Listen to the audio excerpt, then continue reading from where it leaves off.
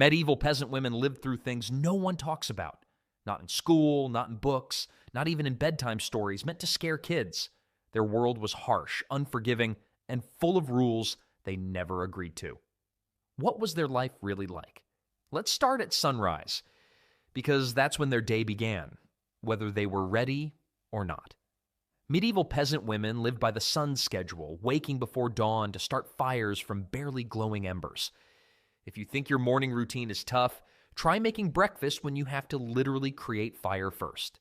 Everything had to be made from scratch in smoky one-room homes without chimneys. Water collection meant multiple daily trips to wells or rivers, carrying heavy wooden buckets back and forth. Some women walked considerable distances just for clean drinking water. Gardens needed daily attention for vegetables, like onions, leeks, and cabbage, while animals required feeding and constant supervision. Spinning wool into thread was a never-ending task, along with weaving cloth and mending torn garments. Nothing was thrown away if it could be repaired. Women also made candles and soap from animal fat and dangerous chemicals without protective equipment. These women were running personal manufacturing businesses, except nobody paid them wages and there were no vacation days.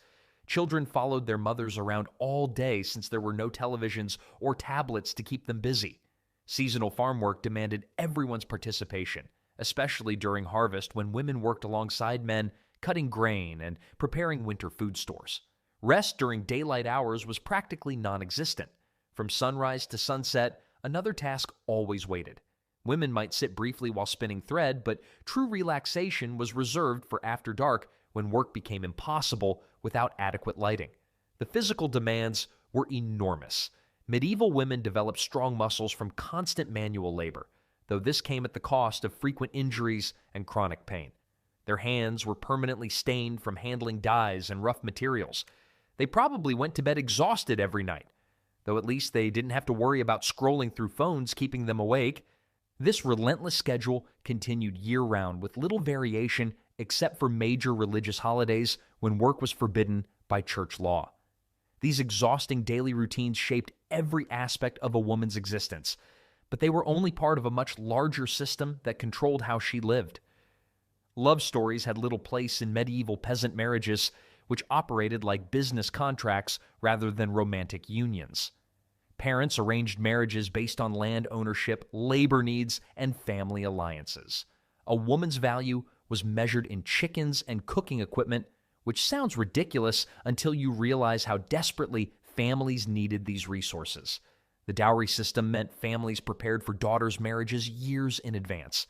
Typical dowries included livestock, farming tools, cooking pots, or stored grain. Many women left their childhood homes permanently when they wed, adapting to new routines and unfamiliar neighbors. Legal authority was completely one-sided, with husbands holding power over every aspect of their wives' lives. Women couldn't own property independently, make major decisions, or leave the house for extended periods without permission.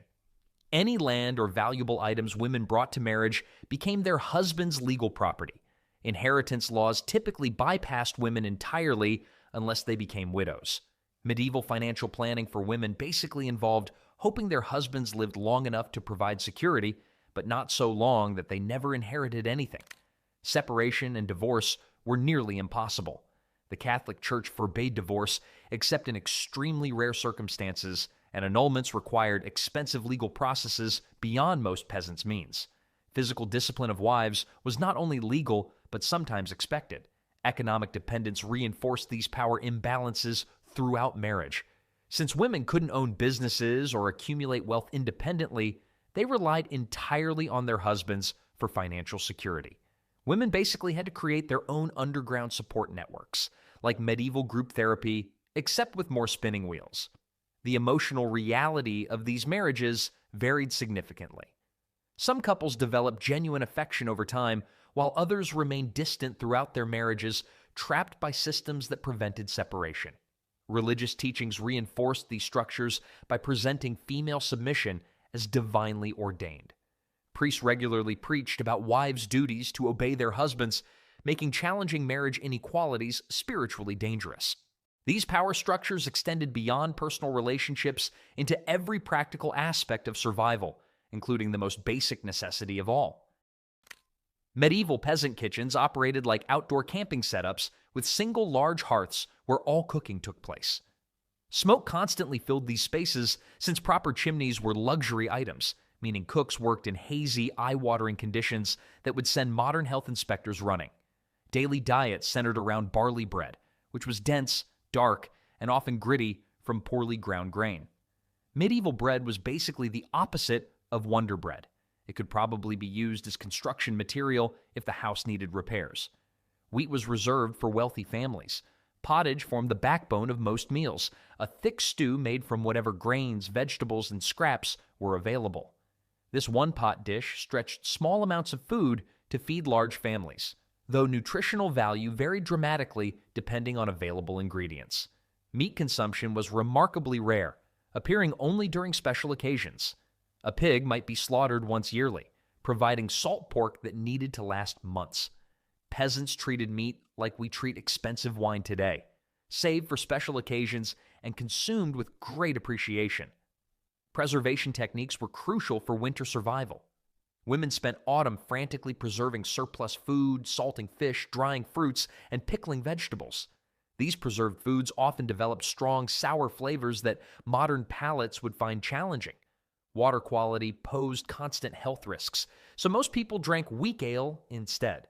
Medieval people basically lived on beer as their primary beverage, which sounds fun until you realize the ale was so weak it barely qualified as alcoholic. Feeding large families presented enormous challenges, as most households included 6 to 10 people. One-pot meals became essential for efficiently feeding everyone, though this meant limited variety and constant battles over portion sizes. Winter and early spring brought hunger months when stored food ran low and new crops hadn't ripened.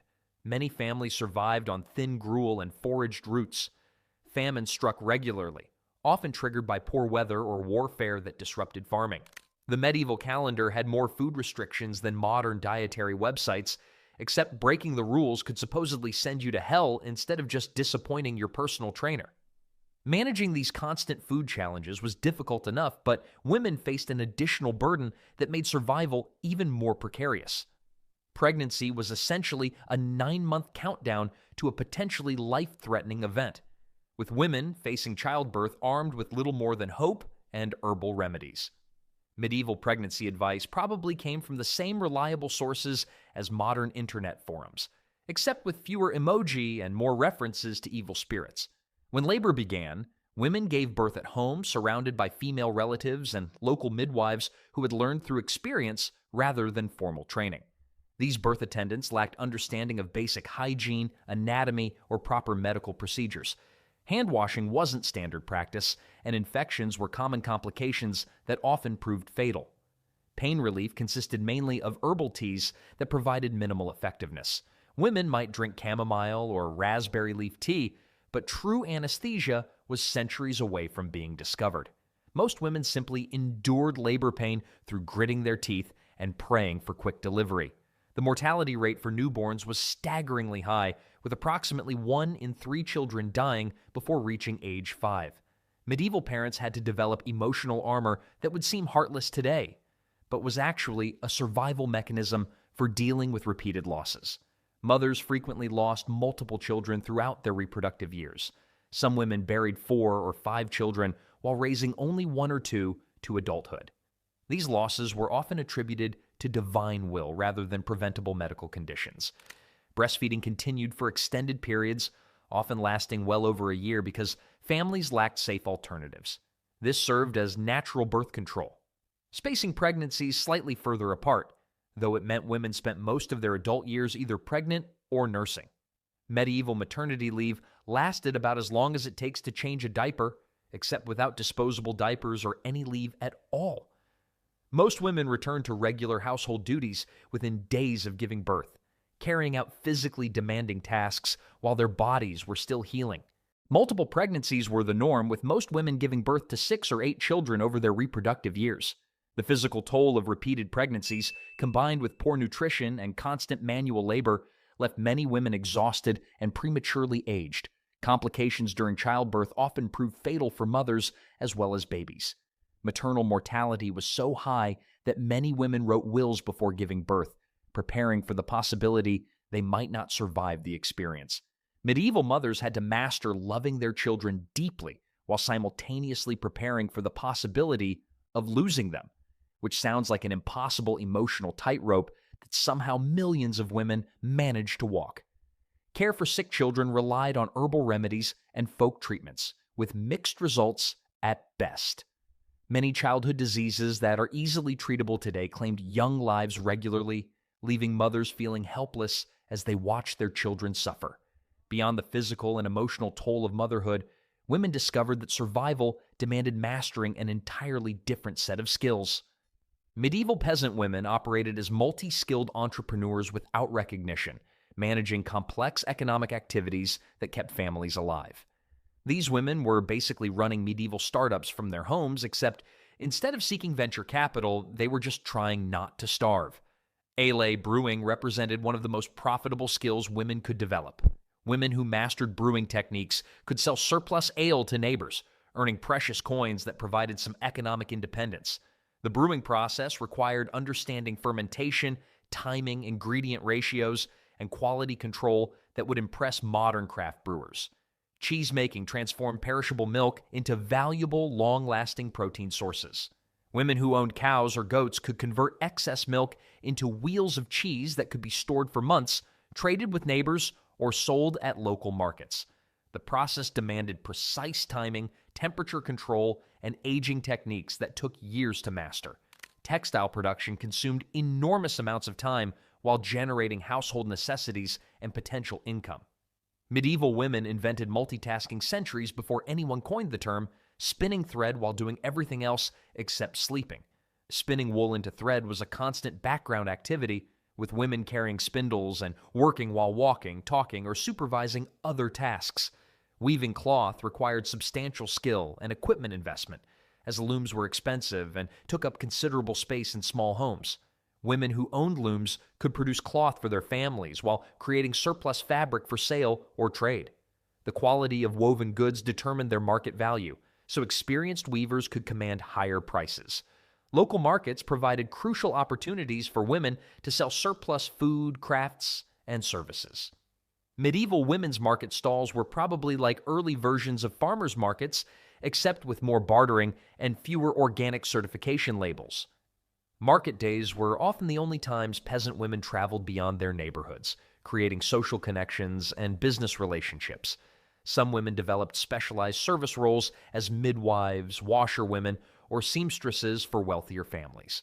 These positions required advanced skills and often involved traveling to different households, providing rare opportunities to earn wages independently of their husband's agricultural labor.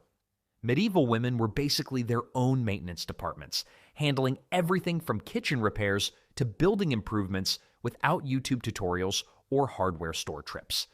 Tool maintenance and home repairs fell largely to women when husbands were busy with fieldwork.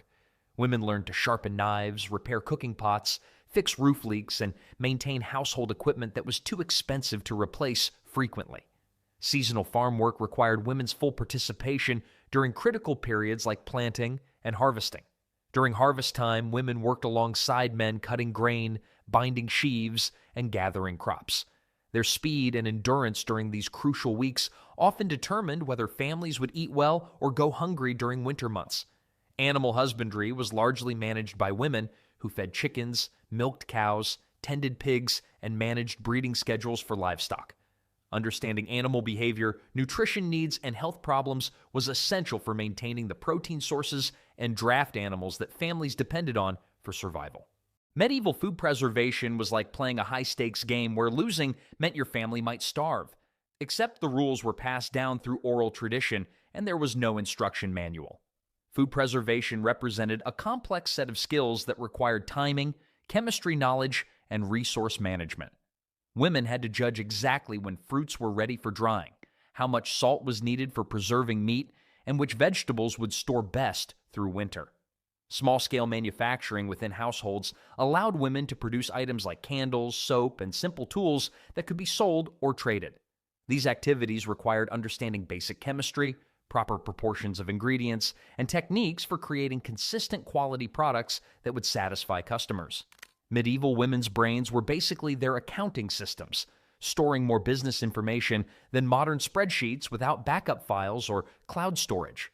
Record keeping for these various economic activities was mostly mental, as few peasant women could read or write. Women had to remember complex information about debts, credits, seasonal schedules, and business relationships without written documentation. Tax obligations indirectly included women's labor contributions, even though taxes were officially paid by male heads of households. The grain, livestock, and crafted goods that women produced formed the foundation for families' tax payments to lords and church authorities.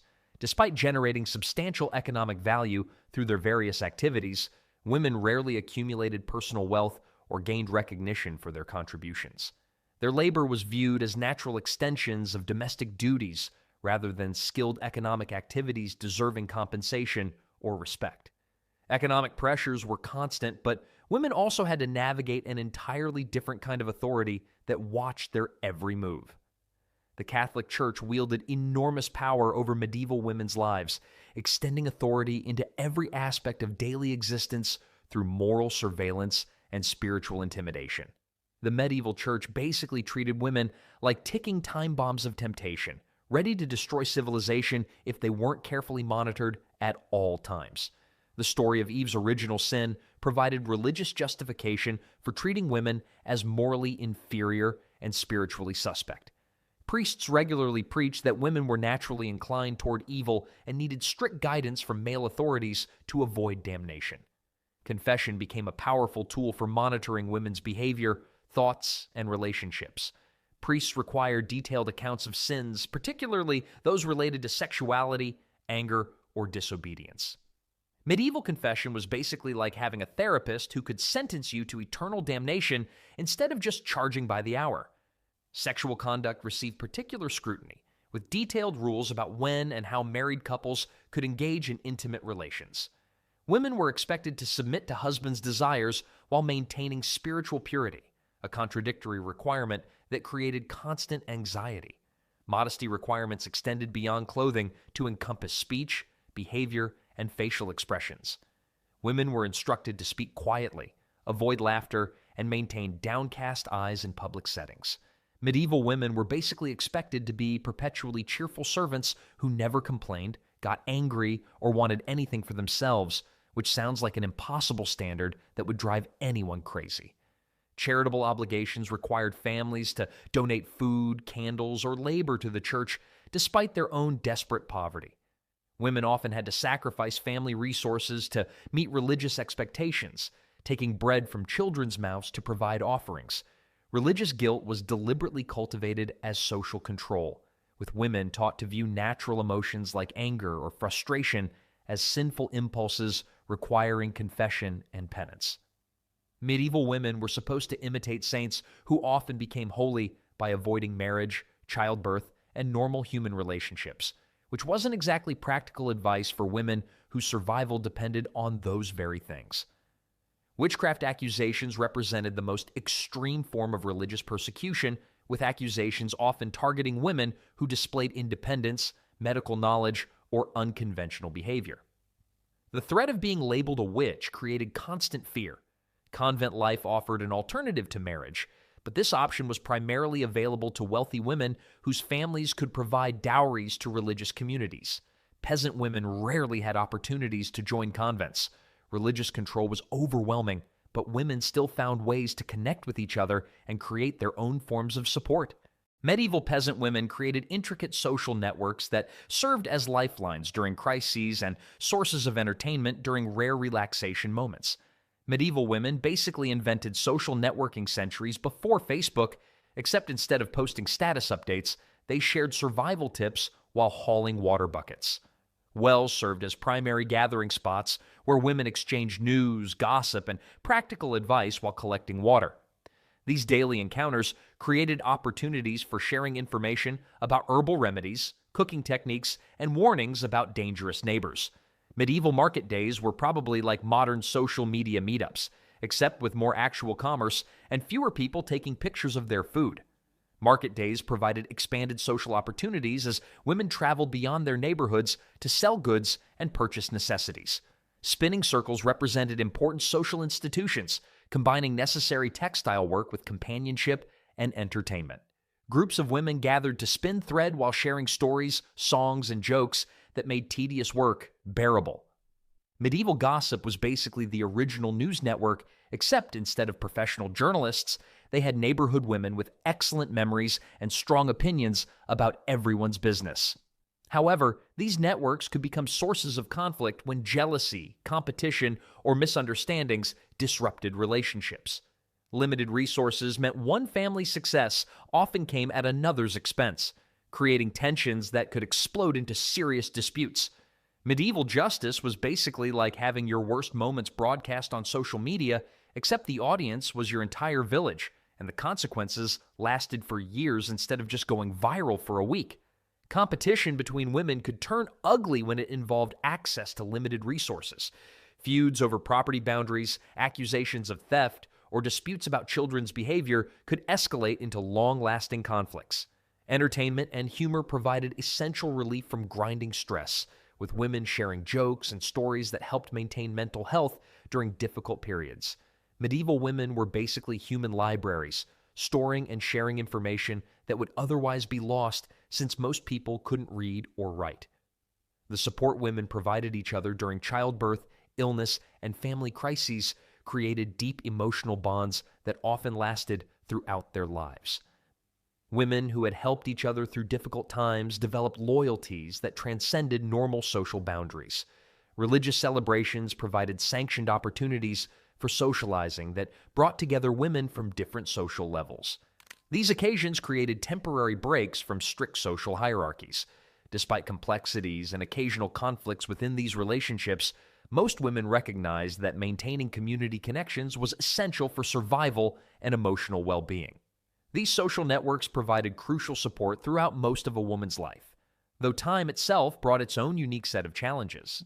Medieval women who survived childbirth, disease, and endless physical labor faced old age with bodies broken down by decades of harsh work and poor food. Most women lived only 30 to 40 years, making anyone who reached 50 seem incredibly ancient. A medieval woman's body wore out faster than a wooden cart on rocky roads, and there were no mechanics available for repairs. Signs of aging appeared much earlier than today, with women in their 30s often showing gray hair, missing teeth, bent backs, and constant joint pain. The combination of bearing many children, lifting heavy loads, and eating barely enough food took a terrible toll long before what we would consider old age. Elderly women who could no longer handle demanding physical tasks became valuable advisors within their families and villages. Their decades of experience managing households, treating illnesses, and surviving crises made them essential sources of practical wisdom. Medieval retirement planning consisted of hoping your children would remember all the times you fed them and return the favor. Financial security for aging women was practically non-existent, as medieval society offered no retirement plans or government assistance. The role of knowledge keeper became crucial for older women in a world where most people could not read or write. These living libraries stored generations of information about herbal remedies, cooking techniques, weather patterns, and survival strategies. Medieval hospitals were basically the homes of elderly women who had seen enough broken bones and fevers to know what worked and what didn't. The informal healthcare system relied heavily on older women who had accumulated decades of experience treating injuries and illnesses. Death preparation was a constant reality for medieval people who understood that life could end suddenly from accident, disease, or violence. Women often made informal arrangements for their belongings and children while still healthy. Medieval cemeteries were like parking lots where nobody bothered writing down which space belonged to whom. Burial practices for peasant women were simple and practical, with most graves unmarked and quickly forgotten. Legacy for medieval peasant women lived on through skills they taught their daughters and survival knowledge they passed down through families. Their contributions to keeping families alive and communities functioning were enormous, though rarely recognized by male-dominated record keepers. When a medieval grandmother died, it was like losing an entire library, except the books had never been written down, and the librarian took all the information with her. Despite the hardships and early deaths that characterized medieval women's lives, their resilience and determination created the foundation for future generations who would eventually enjoy greater opportunities and longer lifespans. Medieval peasant women lived harsh lives filled with constant struggle, yet their strength, wisdom, and endless contributions kept entire communities alive through the darkest of times.